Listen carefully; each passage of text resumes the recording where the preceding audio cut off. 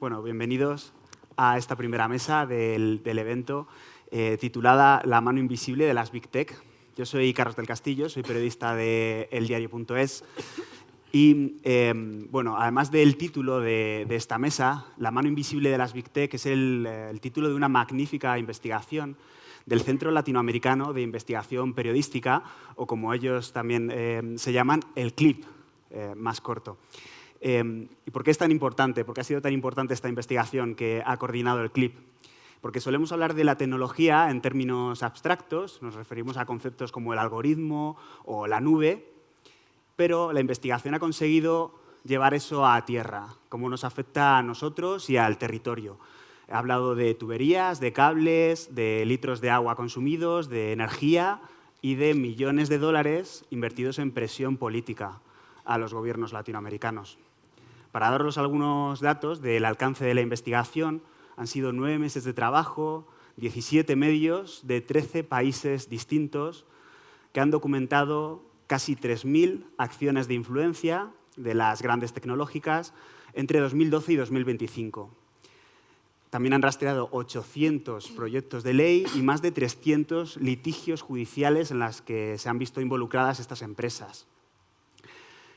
Para hablar de esta investigación tenemos aquí a José Luis Peñarredonda, que es editor e investigador del CLIP y uno de los coordinadores principales de la investigación, que a pesar de que aquí en la cartela pone que viene de Francia, en realidad él viene de Colombia. Y a Delia Rodríguez, que es periodista y analista especializada en tecnología y medios. Es autora del libro Memecracia, sobre cómo la viralidad contagiosa afecta a la sociedad, y fue directora de La Vanguardia, es fundadora de Verne, directora del Departamento de Comunicación Digital de la Secretaría de Estado de Comunicación. José Luis, pues para empezar, me gustaría saber si nos puedes poner un poco en contexto de cómo funciona el CLIP y cómo surge esta investigación, cómo la habéis coordinado. Claro, muchas gracias a todos por venir, gracias al diario.es por invitarnos y tenernos aquí. Pues el CLIP es un centro de investigación, no tenemos oficina, estamos legalmente basados en Costa Rica, pero el equipo está basado en toda la región. Lo que hacemos es investigaciones colaborativas y transfronterizas en América Latina. Un poco surge con la idea de que los medios latinoamericanos, digamos, Latinoamérica es un lugar muy complicado para hacer periodismo, por los temas de seguridad, que Carlos también les había contado, por los temas de deterioro democrático, pero también por los temas de capacidades técnicas y económicas para ir a investigar las historias que realmente están como marcando la agenda y la realidad de los latinoamericanos. Entonces un grupo de periodistas muy importantes de la región se decidieron que valía la pena hacer como un lugar que integrara esfuerzos de toda la región y que buscar alianzas con medios de América Latina para perseguir estas grandes historias, ¿no? Entonces el CLIP nace en el 2020, llevamos 5 años dándole, hemos trabajado con más de 115 medios de América Latina y más allá, en todos los países de habla hispana del mundo, excepto Guinea Ecuatorial. También hemos trabajado pues, allá en esas fronteras, en investigaciones, en esta investigación de la mano invisible. Trabajamos con medios de Indonesia, de Sudáfrica, de Australia, de Canadá y Estados Unidos, además de países de América Latina, ¿no? Esta investigación nace un poco gracias a que el medio brasileño Agencia Pública, que venía investigando cómo se cayó en Brasil una ley que buscaba un poco darles un poco de responsabilidad a las plataformas tecnológicas, a Google, a Meta, a TikTok, por la desinformación que ocurría en Brasil, un poco en reacción al intento de golpe de Estado que hubo en el año 2023. Se cayó de una manera en la que hubo mucha manipulación política, mucho lobby, pero también muchas tácticas como de influencia que pues, digamos, eran bastante agresivas. Y nosotros en el CLIP veníamos ya desde hacía mucho tiempo investigando la desinformación en América Latina. Hemos publicado varias investigaciones al respecto y siempre había como un elefante blanco en la mesa y era el rol de las tecnológicas. Un poco podíamos investigar cómo los políticos acudían a los vendedores de desinformación, como intermediarios, cómo se pagaba con dineros públicos muchas veces, cómo se distribuía en Internet todo esto, pero siempre llegábamos a un punto en las historias en el que las plataformas, bien sea Facebook, bien sea Instagram, bien sea TikTok, bien sea Google, podían hacer algo y no lo hacían, o podían haber tenido un rol más activo en impedir la desinformación y no lo hacían. Recuerdo mucho una historia que el año pasado cubrimos en Panamá, donde la autoridad electoral le dice a Facebook en enero, a Meta en enero: señores de Meta, hay una campaña gigante de desinformación aquí en Panamá. Esta campaña es ilegal, en Panamá la ley electoral es bastante estricta con esas cosas, por favor, denla de baja. Esto lo hace en un marco de colaboración que Meta tenía con la autoridad electoral panameña, ¿no? Y pasan los meses, y nadie hace nada con la operación. Nosotros nos damos cuenta de esto un par de meses más tarde, investigamos la operación, nos damos cuenta de que es una operación en Panamá, pone en presidente más o menos 3,5 millones de personas.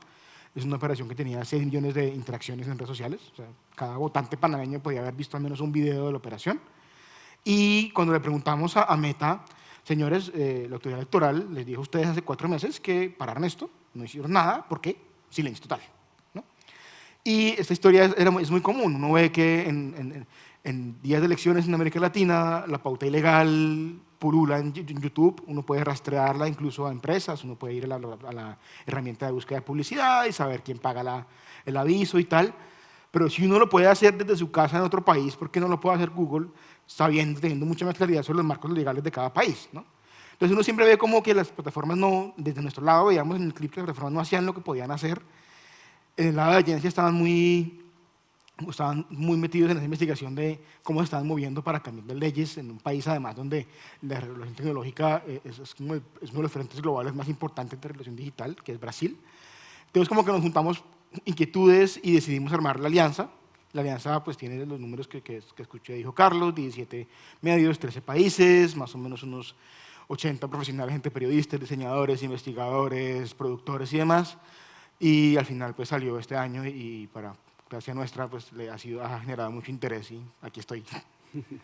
Muchas gracias por la explicación. Algunas de las cosas que ha contado José Luis nos suenan, ¿no, Delia? De presiones políticas, sobre todo la dificultad que nos ponen las empresas a veces para conocer las cosas que ocurren en sus propias plataformas, para hacer esa investigación periodística que nos permita unir puntos de lo que sucede ahí dentro.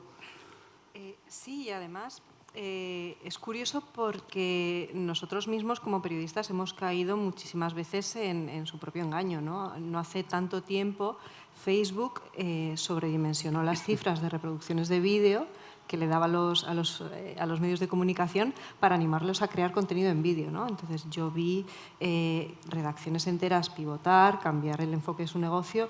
Todo esto ocurrió muchos años antes de que la gente de verdad demandara vídeo corto, que es lo que está pasando ahora, ¿no? Pues, Facebook intentó propulsarlo, dio unas cifras que no eran las, pues falsas directamente. Los medios lo creyeron, cambiaron sus estrategias en todo el mundo para adecuarse a lo que creían que estaba demandando el mercado y no era cierto, ¿no?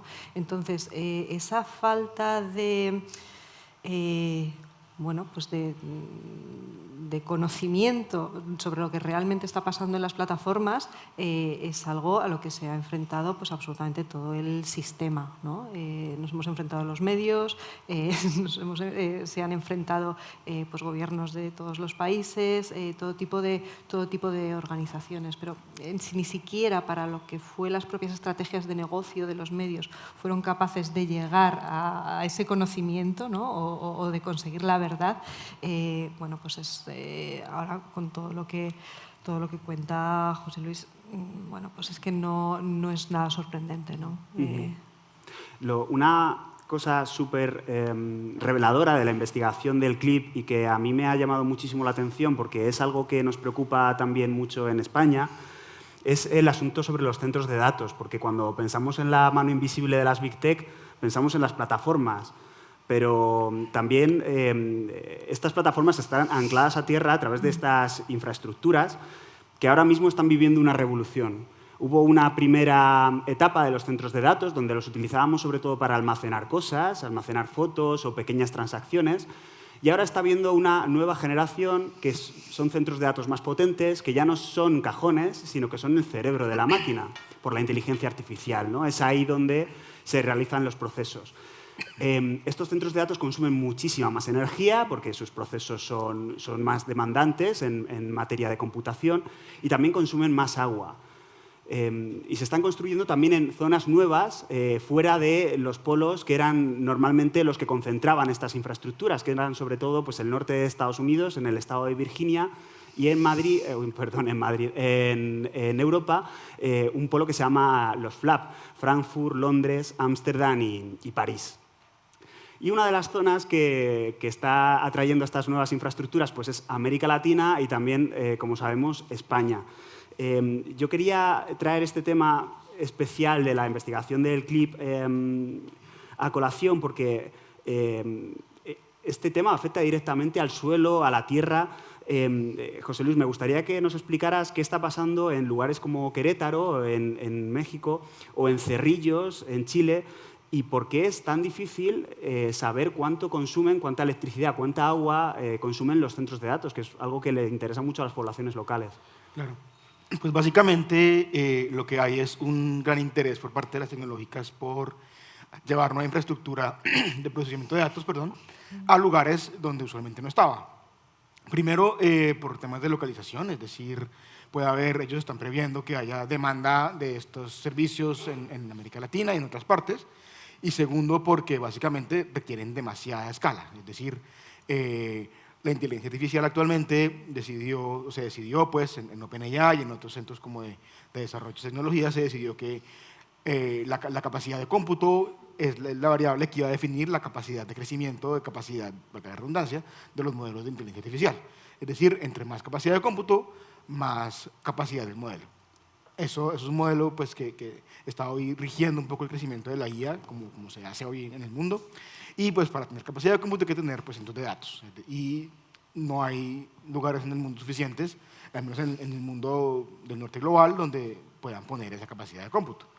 Y lo tercero que hay es que son recursos relativamente baratos en América Latina. Son lugares donde la energía es bastante barata, donde el agua se puede lograr que sea asequible y accesible, sin que sea barata, y por eso pues, había un interés de las tecnológicas por llevarlos. El otro factor es que los gobiernos están activamente invitando a las empresas a que hagan eso mismo, a que lleguen a los lugares, inviertan y pongan centros de datos, ¿no? Lo que pasa es que ha dado la casualidad de que la mayoría de centros de datos están en lugares donde hay escasez conocida y declarada de agua en muchas partes. En Querétaro específicamente, desde el año 2008, la Autoridad de Agua, Conagua, había emitido una alerta diciendo que las predicciones de consumo de agua, ahí hay un parque industrial muy grande, preveían que iba a haber escasez de agua, y los centros de datos pues, son infraestructuras que para enfriarse, pues, tienen una computadora, la usan por horas y se calienta, ¿no? Como estos centros de datos tienen que estar funcionando todo el tiempo, requieren infraestructuras para enfriar esas computadoras. Entonces hay dos maneras de hacerlo. Una con agua, con un circuito de agua que va corriendo a través de toda pues, la infraestructura física y va enfriando las computadoras, o con mucha energía, como digámoslo así, con comillas, aires acondicionados. Entonces, lo que pasa es que esos niveles de consumo le ponen presión a las infraestructuras locales en esos lugares que ya tienen bastante estrés. Entonces, en Querétaro, por ejemplo, donde ya había una alerta de sequía, han puesto centros de datos y ahora lo que pasa es que las personas que viven allí tienen agua 1 o 2 veces por semana, como logró documentar el colega Alberto Pradilla del Medio de Más de México para nuestra investigación. Pasa también que se prevé como un aumento muy fuerte en el consumo de energía, lo cual va a forzar a las autoridades a crear nuevas infraestructuras de energía, va a poder subir los precios y además tiene otra consecuencia y es que en la medida en la que aumenta la demanda pues, de energía, disminuye el incentivo por usar energías renovables, ¿no? Entonces, el agregado de todo esto en el planeta lo que está también haciendo, entre otras cosas, es que se estén reevaluando para mal pues, las metas de descarbonización y de energías limpias en el mundo, porque existe este nuevo actor que requiere demasiada energía y aún sigue siendo más barato quemar fósiles que hacer otras cosas para satisfacer esa demanda. Cuando preguntamos a las empresas por los consumos, por ejemplo, cuando en el diario.es les hemos preguntado por los consumos de los centros de datos que se están construyendo en Aragón, las empresas se niegan a dar la cifra porque dicen que es secreto industrial, porque ellas se hacen la competencia, obviamente, entre las diferentes empresas que ponen esos centros de datos y cuánta agua consumen o cuánta energía consume cada infraestructura, ellos la consideran un secreto industrial. Y una de las cosas que te dicen es que no tenemos que preocuparnos tanto porque esta nueva generación de centros de datos que se está construyendo utilizan unas nuevas tecnologías que no son tan demandantes de agua y que no van a evaporar tanta agua. Delia, ¿qué te parece a ti esta respuesta que nos dan cuando preguntamos por esto? Pues me parece poética, ¿no?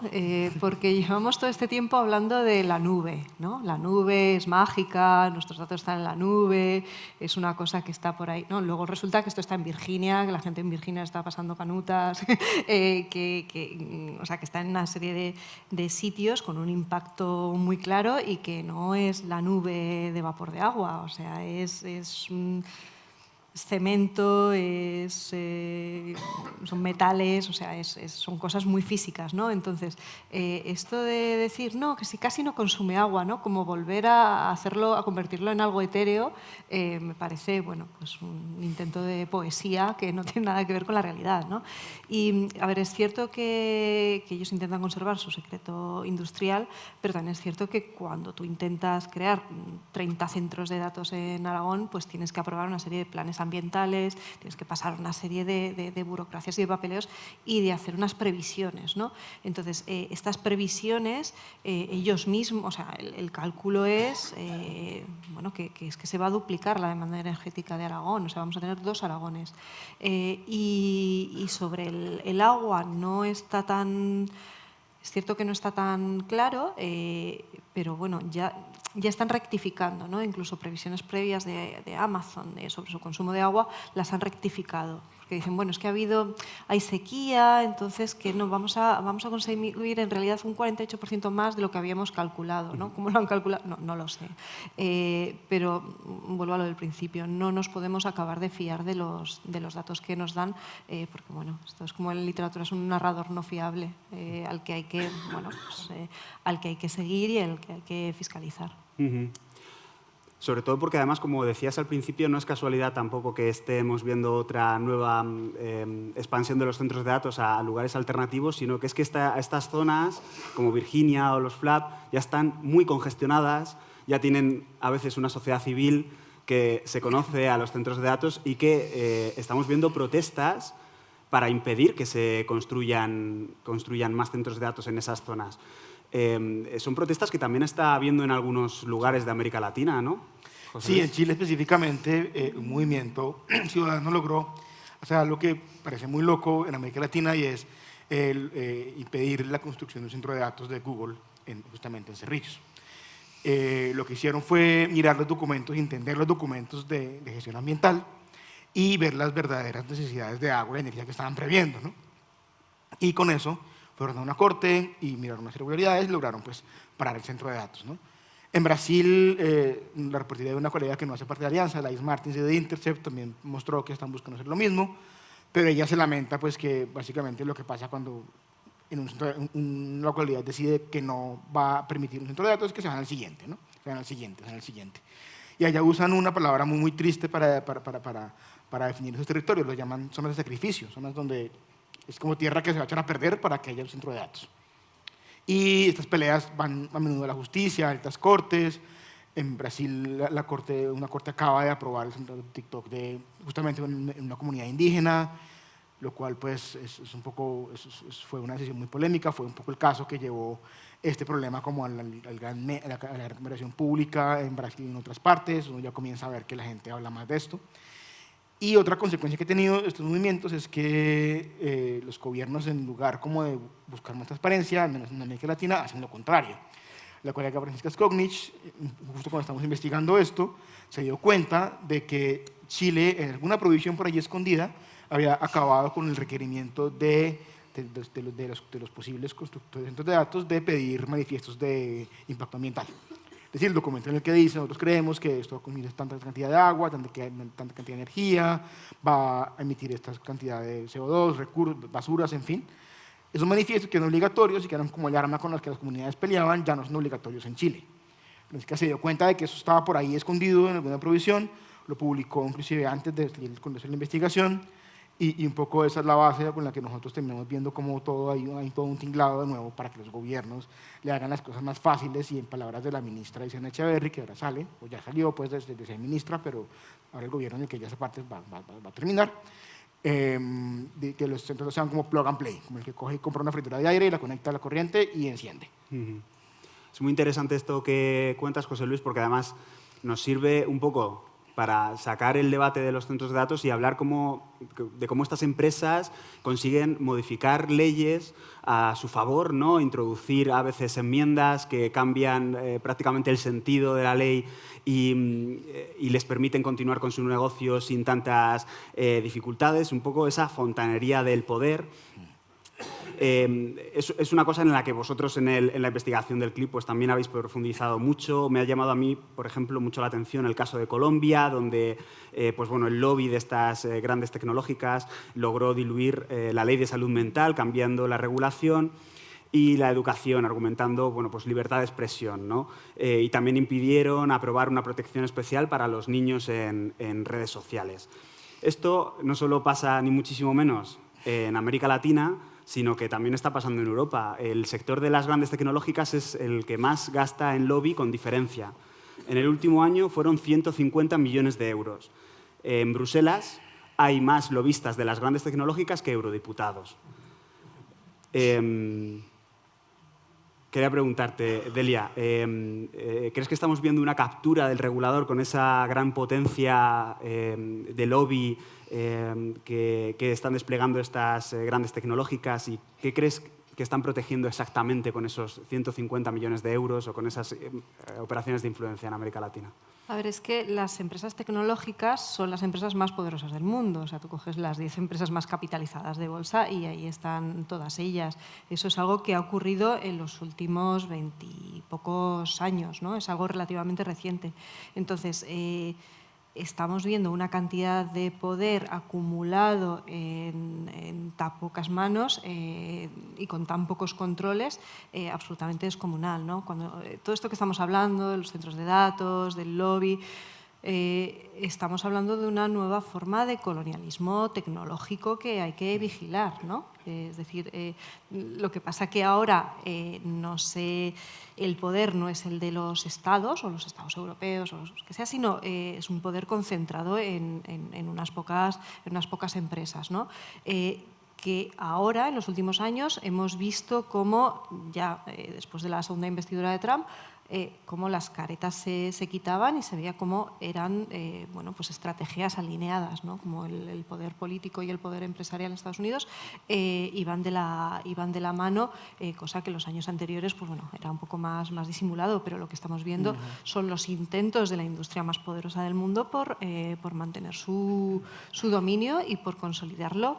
En el caso de los centros de datos, la inteligencia artificial, o sea, están asegurándose ese dominio del mercado y ese poder durante los próximos décadas, no sé cuánto tiempo, ¿no? Pero bueno, están defendiendo el sistema actual y el futuro del sistema actual, ¿no? Entonces, es lógico que se dediquen a hacer lobby, bueno, pues a intentar influir lo que sea, porque son parte del poder y como actor del poder pues tienen que comunicarse con gobiernos, etcétera, ¿no? Y y ya hemos visto que la investigación del clip, etcétera, pues bueno, pues que tienen mucho más poder que algunos gobiernos, ¿no? Yo he leído este año un libro que recomiendo mucho que se llama Los irresponsables, lo tengo aquí apuntado, es de Sarah Wynne Williams. Esto es una mujer que trabajaba en Facebook, en relaciones las relaciones con los gobiernos, en relaciones públicas, y bueno, ella cuenta cómo viaja. ¿Lo has leído? Sí, la entrevistamos no la entrevistamos porque no la dejó Zuckerberg hablar en público. Pues cuéntalo tú. Del si libro. Has hablado No, con por ella. favor, continúa tú, que te lo sabes mejor. Bueno, pues básicamente ella cuenta cómo es ese mundo del lobby, de la influencia por dentro, ¿no? Entonces, es una mezcla entre maldad, avaricia, incompetencia, ¿no? y locura. Sí. A mí me recordaba un poco a la banalidad del mal, ¿no? Porque muchas veces, bueno, como son empresas tan poderosas y tienen tanto dinero para gastar, pensamos en esas estrategias malévolas, ¿no? Confeccionadas en salas de reuniones carísimas, en el último piso del rascacielos, y lo que viene a contar Sarah Wynne Williams es que muchas veces son chavales que no saben lo que hacen, muy jóvenes y que tienen un avión privado y que deciden las cosas en medio de, bueno, pues, de casi de una fiesta, ¿no? Sin plantearse las repercusiones que va a tener lanzar una determinada herramienta o activar una funcionalidad, si eso va a tener una repercusión en los menores, en fin, que no hacen esa... ¿no? Es un poco la conclusión del libro. No Sí, esa... es entre la banalidad del mal y el señor de las moscas, ¿no? Sí. O sea, como una mezcla rarísima. Sí, sí. José Luis, para aterrizar un poco esto que estamos hablando, me gustaría saber si nos puedes contar un poco el caso de Colombia, de cómo esa presión de las Big Tech consiguió frenar una protección para los menores. Claro, un poco que, ahora que ustedes mencionaban este libro de los irresponsables, sí, un poco es como si un grupo de adolescentes muy responsables estuvieran jugando con las joyas de la abuela y haciendo fiesta con las joyas de la abuela, porque este caso en Colombia pues muestra que terminaron todo para buscar tener una regulación que les ponía a rendir cuentas y un poco acordar con el regulador colombiano cómo iban a manejar los contenidos que afectaran potencialmente la salud mental de los menores en Colombia. Terminaron hablando de libertad de expresión y terminaron hablando de censura y terminaron, digamos, quitándole dientes a una ley que tenía, que por demás es una ley que fue muy bien recibida en el país y que tenía como objetivo como realmente atacar muchas de las causas de lo que ya se ve como una crisis de salud mental que está en Colombia, pero está en todas partes también, ¿no? Nosotros pudimos documentar cómo desde la pandemia los suicidios en adolescentes, según las cifras oficiales de Colombia, están súper disparados. Es un aumento casi de 2/3 entre prepandemia y pospandemia y es sostenido. O sea, no fue como hubiera un pico en el 22 y hubiera vuelto a bajar, ¿no? O sea, son cifras que no han bajado.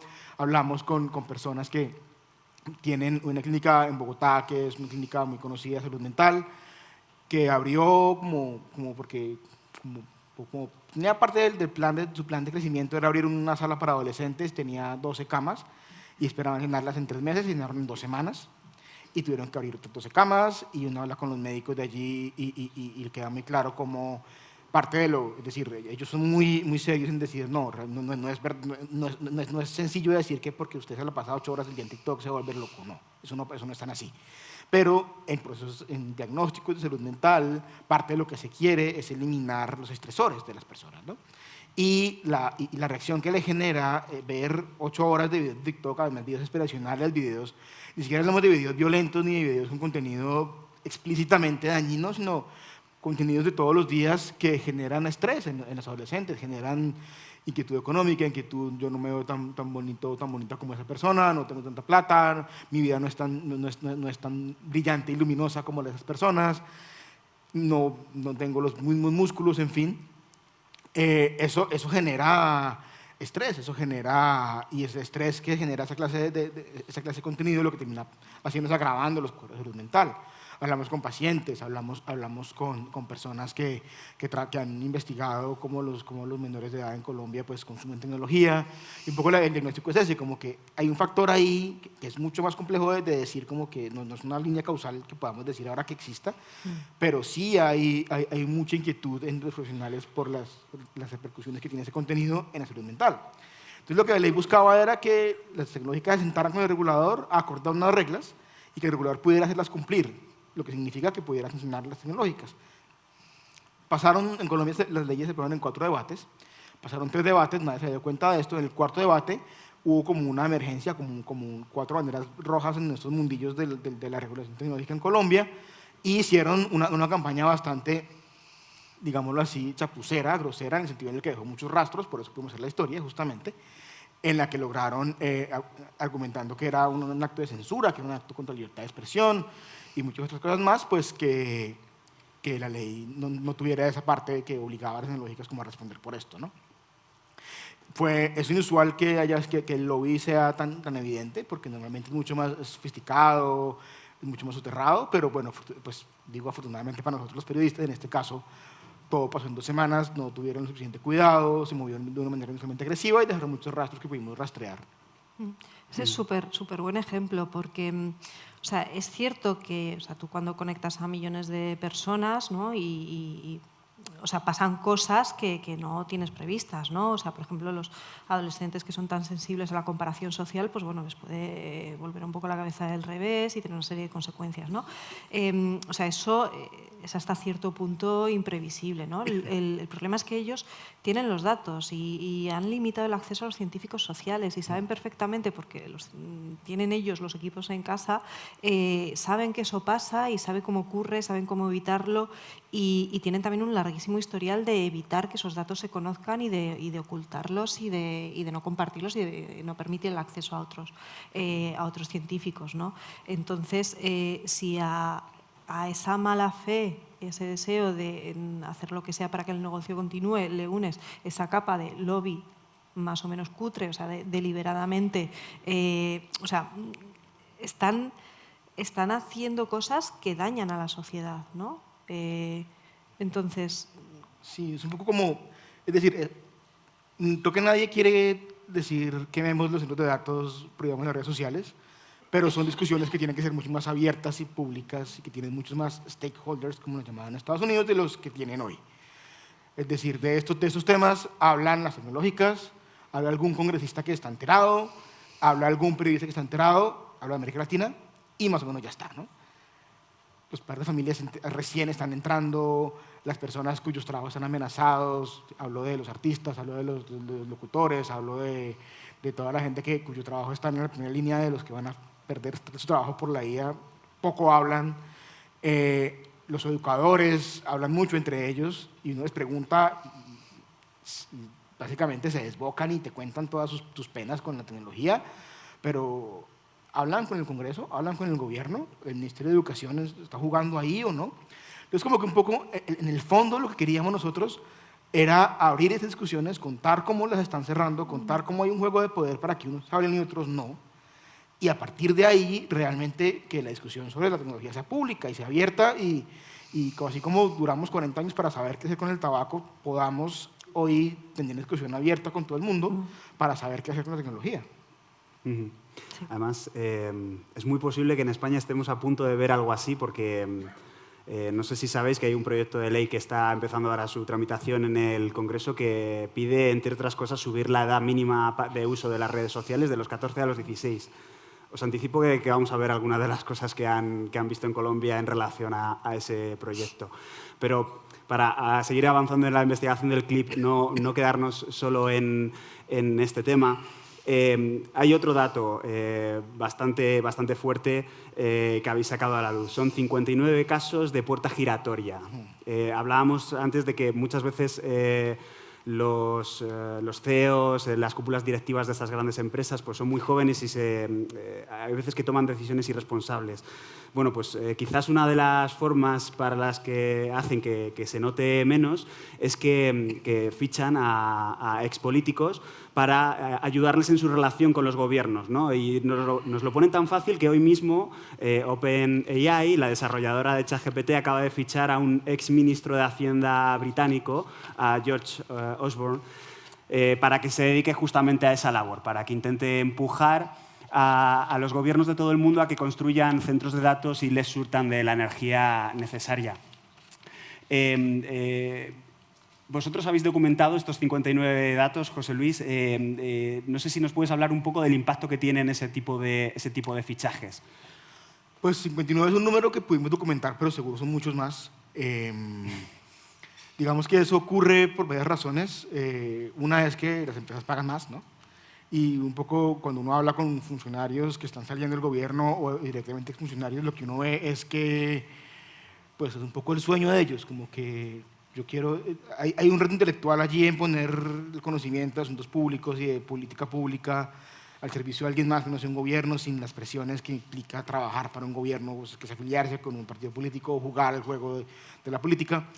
Pero más allá de eso, ahí nosotros pues, vemos como dos preocupaciones. Una, y es el caso, por ejemplo, de Brasil, donde Google contrató a un expresidente, Michel Temer, para que le ayudara a tramitar esta ley que les contaba contra las fake news, para poder un poco manejar las presiones que venían desde la rama judicial. Lo contrató, entre otras cosas, porque Michel Temer había puesto ahí como magistrados algunos de los jueces que hoy estaban presionando para que hubiera una regulación contra la desinformación. Entonces este juego como de complicidades y de intereses políticos se vuelve algo más en el mercado de la política pública, se vuelve una herramienta más que una tecnología como Google puede comprar y usar a conveniencia, lo cual de nuevo es otra simetría gigante de recursos de acceso a información en temas que son de debate público y pues que nos interpelan a todos como ciudadanos, ¿no? Lo segundo es la información, ¿no? Muchas veces las habilidades de un expolítico no son técnicas, son políticas, son de quién es amigo, a quién le debe favores, todo esto. Pero esto que ocurre en la esfera pública se vuelve de nuevo una herramienta más de lobby y de incidencia y genera unos conflictos de interés que son tremendos, ¿no? Es decir, es difícil encontrar hoy un lobista de alto nivel de las tecnológicas que no haya trabajado en un gobierno de América Latina. Y esto es así porque los contactos que hiciste ayer como funcionario te sirven hoy como lobista y los favores que hiciste ayer como funcionario hoy los puedes cobrar como lobista. Delia, ¿qué opinas tú de esta situación? ¿Lo relacionas un poco, pues no sé si con la necesidad también de lavar su imagen ante los gobiernos, de tener una relación también más próxima con ellos?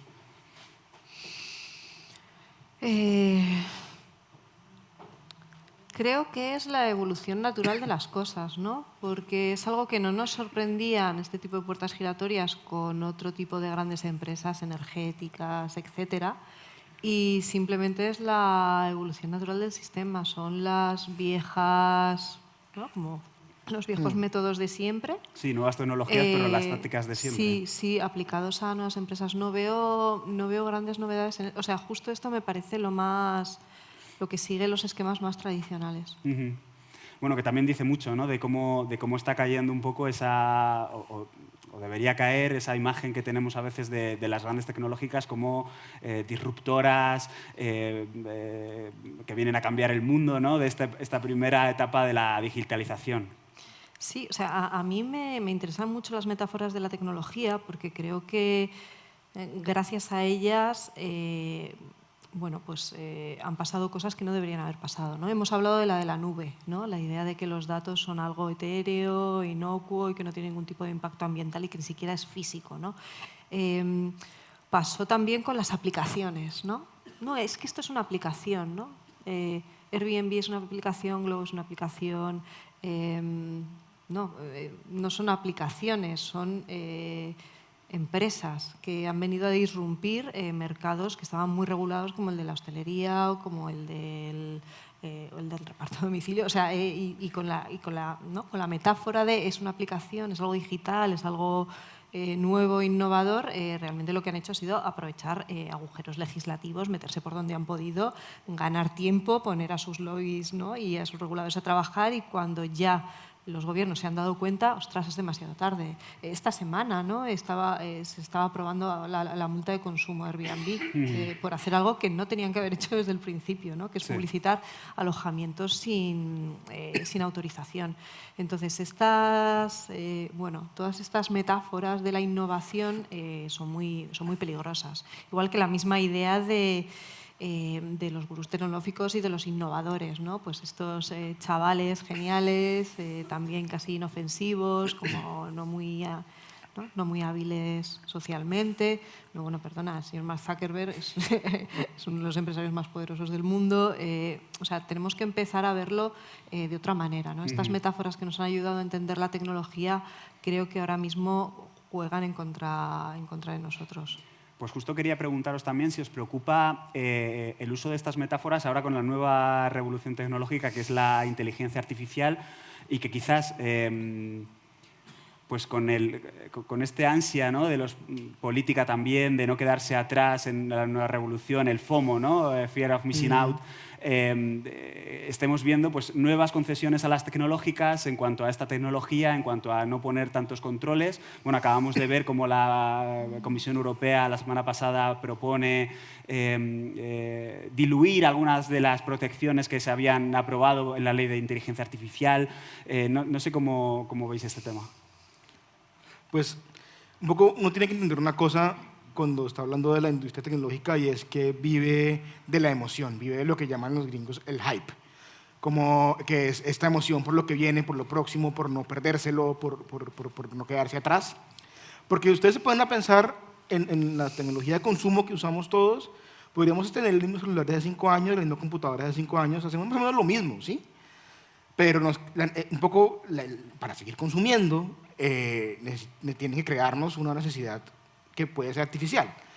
Esto a escala mucho más grande, creo yo, es un poco de lo que pasa con la inteligencia artificial. Cuando uno ve la cantidad de recursos que están usando las tecnológicas para que los gobiernos y las grandes empresas compren inteligencia artificial y gasten millones y millones de dólares en inteligencia artificial, y luego se pone a preguntar por el retorno de inversión de ese gasto, es muy problemática la respuesta, como que la gente está diciendo es demasiado costoso, no vemos el retorno, no vemos la ventaja real, etc. etc.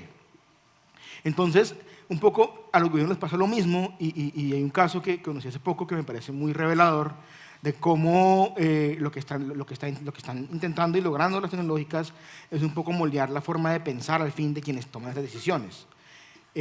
Ursula von der Leyen hizo este documento como guía, este es su discurso para guiar el presupuesto europeo los próximos 3 años.